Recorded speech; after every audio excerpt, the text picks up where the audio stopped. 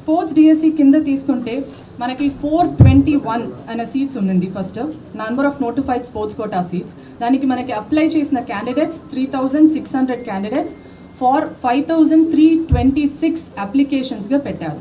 So దీంట్లో మనకి ఫైనల్గా సెలెక్ట్ అయిన క్యాండిడేట్స్ స్టేట్ లెవెల్ కమిటీ దగ్గర నుంచి మనం పంపించిన list of candidates 382 candidates select అవ్వడం జరిగింది. ఈ మొత్తం ప్రొసీజర్ కూడా మనకి 5th month of 2025 నుంచి 8th month of 2025 దాకా జరిగింది.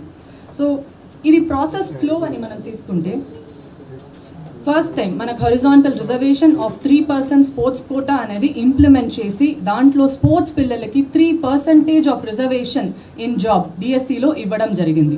దీనికి మనం 421 సీట్స్ ఆఫ్ స్పోర్ట్స్కి నోటిఫికేషన్ మెగా డిఎస్సి వచ్చిన తర్వాత స్పోర్ట్స్ డిఎస్సి నోటిఫికేషన్ అనేది కూడా పబ్లిష్ చేశాము.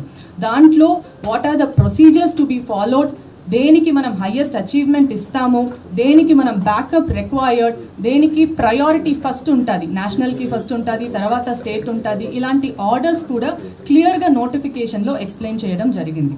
అండ్ మనకి రిసీవ్ అయిన application like I already said 5326 applications అనేది మనకి రిసీవ్ అయింది. సో అప్లికేషన్ రిసీవ్ అయిన వెంటనే ఫస్ట్ స్క్రూటినీ కమిటీ అనేది ఫామ్ చేశాం. దీంట్లో ఒక మెయిన్ ఇంపార్టెంట్ పాయింట్, స్క్రూటినీ కమిటీలో both sports related and education related కూడా మనం మెంబర్స్ పెట్టాం. చాలా అలిగేషన్స్ రైజ్ చేశారు, టెట్ క్లియర్ చేయకుండా కూడా స్పోర్ట్స్ కోటాలో టీచర్స్కి జాబ్ ఇచ్చారనేది. అది కంప్లీట్లీ ఫాల్స్ అనేది మనం ఎస్టాబ్లిష్ చేయాలి. బికాస్ ప్రతి ఒక్క క్యాండిడేట్ అప్లికేషన్ వాళ్ళు అప్లై చేస్తున్నప్పుడే దాంట్లో టెట్ అనే కాలం ఉంది. వాళ్ళ ఏం స్కోర్ ఉన్నాయి అనేది టెట్లో ఆన్లైన్లోనే మనకి కనిపిస్తుంది. దాన్ని బేస్ చేసి ఈ అప్లికేషన్ని స్క్రూటినీ కమిటీ మళ్ళీ ఒక్కసారి వాళ్ళ ఎడ్యుకేషన్ క్వాలిఫికేషన్ కావచ్చు అండ్ టెట్ క్లియరింగ్ కావచ్చు, రెండు కూడా వెరిఫై చేయడం జరిగింది.